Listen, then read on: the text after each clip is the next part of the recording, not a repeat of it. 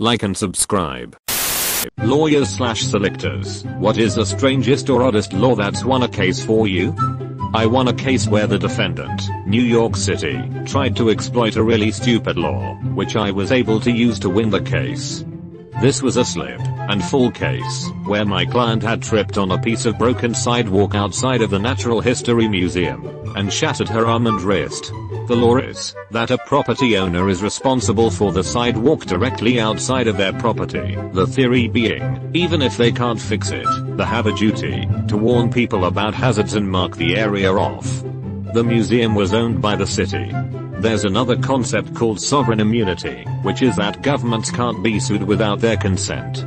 So the city had passed a very stupid law, that they would be exempted from the rule, that they can't be sued for sidewalk injuries, unless you can show they were on notice of hazard. Meaning, you would have to show that you informed the Secretary of State / Governor / Mayor etc. of the exact specific crack in the sidewalk before the injury occurs, and you had to do so in writing with ample time for the city to remedy it, 180 days in advance. Under normal circumstances, this is impossible, because no one anticipates tripping on the sidewalk 180 days in advance with the foresight to write a letter to the mayor about that specific crack. Luckily, someone did have that foresight, and there was a non-profit called Big Apple Maps which would go around the city, and with maps of government property and record with insane specificity each and every crack in the sidewalk, pothole, protrusion, and other hazard, and then publish these maps, while serving copies on the government, with the express purpose of combating sovereign immunity defenses in slip and fall cases against the government. I got a hold of one of these maps, and visited the site, and I was able to take pictures of a section of the sidewalk, where my client fell, and you could see newly placed concrete over the area in the exact position indicated on the map, showing where the sidewalk had been repaired after my client slipped. Basically, the government's attorney brought up the sovereign immunity defense, and outlined all of the stupid steps I would have needed to go through to overcome their motion to dismiss. My response was, "Oh, you mean this?" and gave them the map. Immediate settlement. My brother is a lawyer. He got a DUI charge dropped for a client.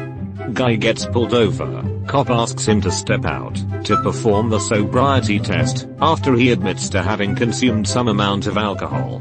He complies, but after stepping out of his car asks the officer if it's okay for him to reposition his vehicle to move it further away from the road because he feels uncomfortable being that close. The cop obliges. Apparently the charge got dropped because the officer willingly let an intoxicated individual operate a motor vehicle.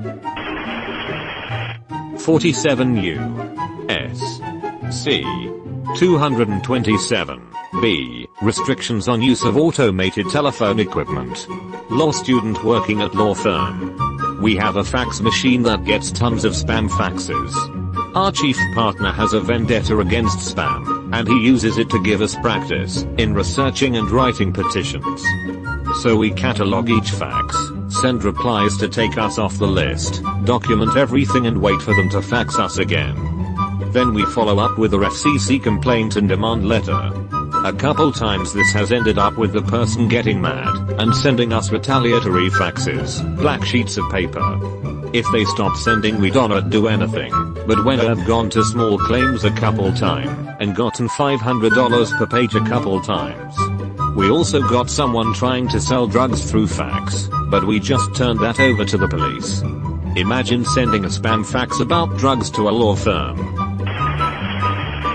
The Canadian Interest Act specifies that all interest must be specified in a per annum percentage. If it is not, it is struck down to 5% simple interest per year. The number of lenders and creditors who try to pull off a 4% monthly compound interest, but are not familiar with that provision of federal law, a vertical bar. I have one where we won, but didn't quite go as planned. I had a client a while ago who was incarcerated at a state prison farm. Inmates had to spend 40 to 60 hours a week preparing slop for the hogs from expired restaurant food, and cleaning the hog barns. He reeked every time I met with him, even after showering. He said it was miserable. Well, He found out that some Muslim inmates who couldn't work with pigs were offered to be able to work at the police horse stable instead, 5 minutes down the road. He wanted to sue, saying that stable work is much less revolting than hog work, and that this amounted to unequal punishment on the basis of religion.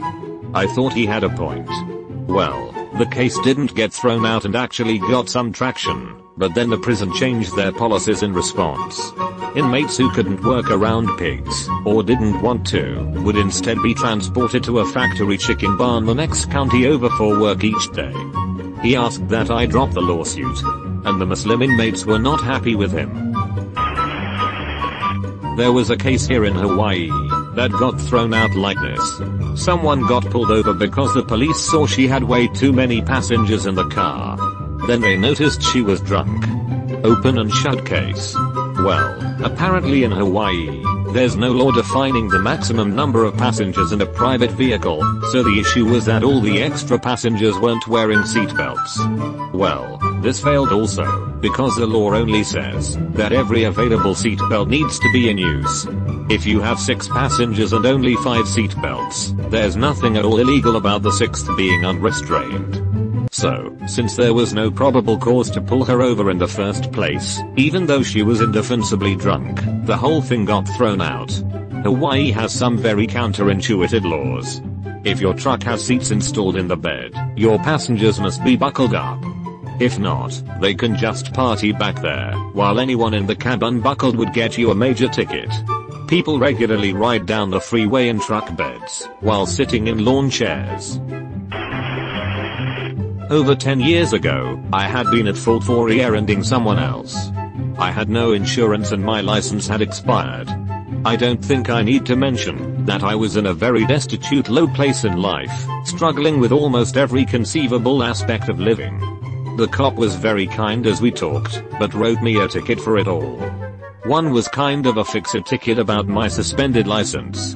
I sorted that out in the days after and nothing came of that ticket. The cop had mentioned that he had to write the insurance ticket, but to take it into court and get it lowered. I was desperate to try and get my $800 insurance ticket lowered, because I couldn't afford something like that. So I took the cop's advice. I went into traffic court weeks later, and when it was my time to chat with the judge in front of everyone there, the judge looked at the ticket, stopped me and said, "I would like to use Mr. South Seattle's case as an example to the gallery." I almost died. He went on, "This is a court of law, but it is also a court of fairness. It seems as if the officer didn't write the date of the incident in the ticket. I can't hold Mr. South Seattle accountable to this." My jaw dropped. I stood there. The judge told me I was free to go twice before it registered. I'm pretty sure that cop deliberately didn't write the date on that ticket. Thanks, officer. The weirdest case I have ever dealt with was *JOLYV Paletia, *1999 O. J. No. 1728, S. C. J. I did some research for this case when I was a law student. Some background. This was at a time when the Ontario Court of Appeal had held that, if there were any factual matters in dispute, a case could not be dismissed on summary judgment. That is not the case today. It was discovered that this position basically ruined summary judgment as a useful process, but it was at the time. In such a motion, all facts alleged by the plaintiff would be assumed to be true, a vertical bar. What happened was this: a man sued, among others, the College of Dental Surgeons, for persecuting him and interfering in his ability to live as a generic Martiano. The plaintiff claimed he had been cloned from space debris NASA found in the 1960s. He claimed he had a genetic test to prove this, but it had been falsified by the CIA as part of the conspiracy against him. Well, naturally, this claim raises the concern that the plaintiff was bonkers, but there was no evidence, aside from his bizarre claims, of that. In court, the case was decided on 2 alternate grounds.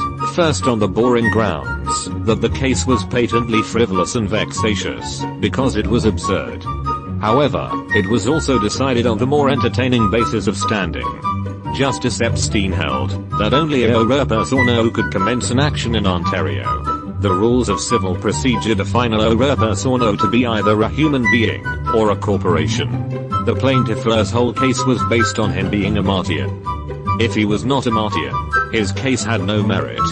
If he was a martyr, he lacked standing to commence a lawsuit in Ontario. In short, we now have precedent that Martians cannot sue in Ontario. I had a case where a guy was charged for running a red light.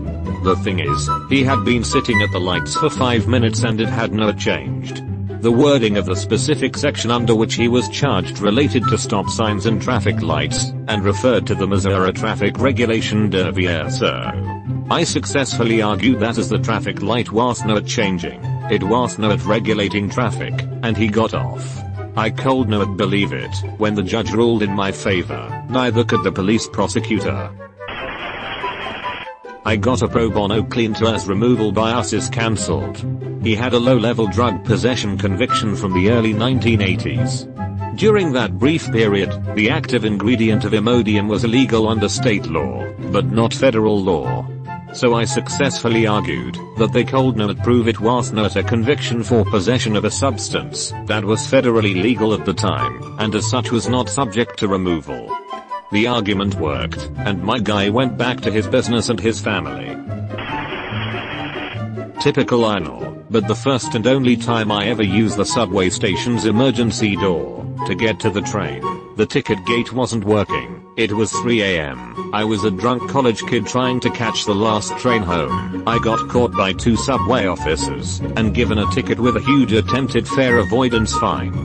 I showed up to the hearing in desperation, and they ended up having to drop the fine as they were reviewing the case with me, because one cop had recorded that I entered through the right-hand emergency door and the other wrote that I entered through the left-hand emergency door. Never been so grateful in my life. Had a guy in USAF basic training that should have been a lawyer. When pulling dorm guard duty, we were supposed to ask anyone requesting entry to show their military ID through the window in the door, and compare the name shown to an approved entry list. Failure to confirm ID before allowing entry was a security infraction. So this one dude is dorm guard Winity, training instructor, is going around from dorm to make sure the airmen on duty are following procedures. The T knocks on the door and demands entry. For whatever reason, the airman lets the T in without asking to see ID. The T blows a gasket and starts screaming at the airman how much trouble he's going to be in when the T reports what happened. He demands the airman hand over a form 341, which is used to document rules infractions. Asterisk asterisk AIRMAN asterisk asterisk. Sir, I'll give you a 341, but I think you should know this door is broken. Asterisk asterisk TI asterisk asterisk. WFT are you talking about, airman? Asterisk asterisk AIRMAN asterisk asterisk. Sir, we found out if you kick the door on the bottom left corner it opens, whether it's locked or not. Asterisk asterisk TI asterisk asterisk. Show me what you're talking about. The two step out into the hallway and the airman shows the T where to kick the door. Asterisk asterisk AIRMAN asterisk asterisk. Sir, let me step back inside and lock the door so you can try it yourself. The airman steps back inside the door, then locks it. The T tries kicking the door, but it remains locked. Asterisk asterisk TI asterisk asterisk. Airman, I thought you said this door is broken. Asterisk asterisk AIRMAN asterisk asterisk. Huh. It worked the last time I tried it. Asterisk asterisk TI asterisk asterisk. Well, it looks like it's working fine now. Open up and give me a 341. Asterisk asterisk AIRMAN asterisk asterisk. Sir, if you are requesting entry to the dorm, I'll have to see your ID first. In 2016, prison inmate John Modi was charged with escaping https://net/2017/05/escape charge dismissed HTML from the prison in which he was incarcerated, which is a crime in Ohio. The prosecution however, failed to establish that the Hocking Correctional Facility, and therefore the crime, was located within the court's jurisdiction of Hocking County, as all witnesses potentially able to offer testimony on the prison's location had gone home for the day, and, incredibly, no one remaining could provide references allowing the court to take judicial notice of the prison's location. The charges against Modi were dismissed, and he was allowed to return to prison to serve his sentence, but at least without additional charges concerning his alleged escape. Had a friend trip over a huge crack in a sidewalk. The city tried saying they did not know. I had submitted pictures and a complaint about the crack almost a year prior. He was very thankful I did so, as it basically won his case. I'm genius. This happened with a guy I know on his boat. He has a huge 65-foot Viking, and the cops called no docket, so they asked him to. His lawyer shows up and says AskReddit cops made my client dock his own boat after they decided to take him in for we. Sober water patrol cold no dock the boat, but an impaired person can. Oh, case dismissed. Imagine sending a spam fax about drugs to a law firm. I for one, would like to hear a great bit more detail about this. Shady outfit offers to sell you a used car with an interest rate of 3% per month. Neglects to mention that it's 36% per year. Debtor makes payments that they think should equal out to the correct value, only to learn that most of their money went toward interest. Demand letters and claims tended to go away quickly upon faxing over that page of the statute. The number of times I've told younger friends to just file the damn report anyway, whether it's with town hall, the apartment complex, landlord, super, the cops, or whatever relevant authority, or whatever. This is exactly why. The answer to what are they going to do is probably nothing, but this way you can rob them of their smarmy recourses, establish a pattern, show diligence and responsibility, and other things that will look great in your favor should you ever end up in front of a judge. A little bit of sire insurance can go a long way. I don't think I could hear of a more 80s scenario.